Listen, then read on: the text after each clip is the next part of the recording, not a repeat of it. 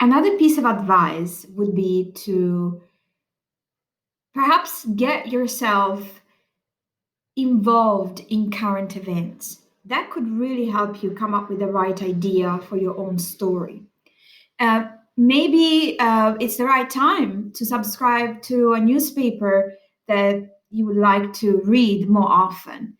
Or maybe for a week, just download a PDF version of Sight and Sound, or maybe a magazine that could trigger your interest. It doesn't have to be current affairs. It could be anything. It could be about cooking, fishing, traveling.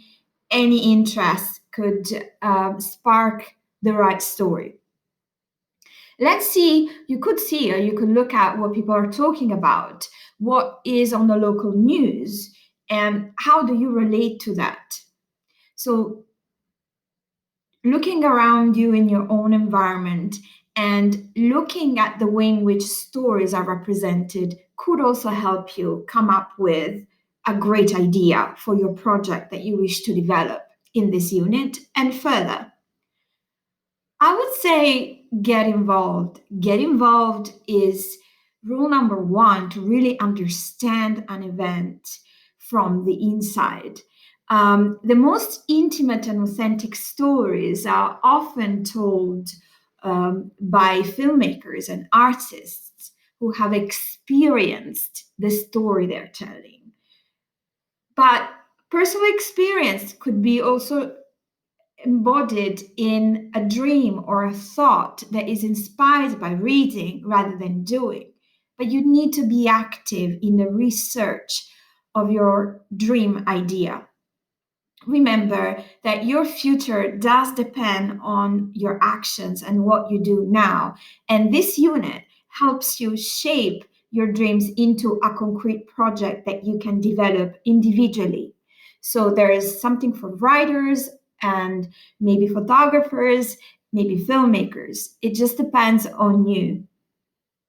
Sometimes, like I said before, 3D paintings, or basically visualizations or projects can really help you come up with at least what you're interested in. So instead of just focusing on local stories, you could also focus on the representation of local stories to see how fellow artists inspire you. But remember, there's nobody like you. You are what makes a story special and different.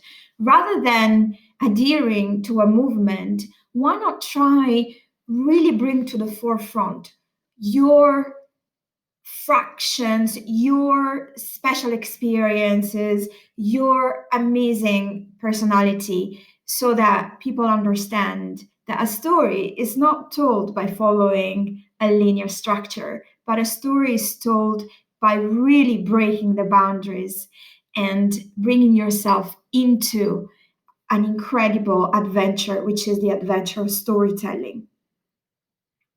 We all have a past that may have been difficult, and sometimes we feel like letting other people tell the story.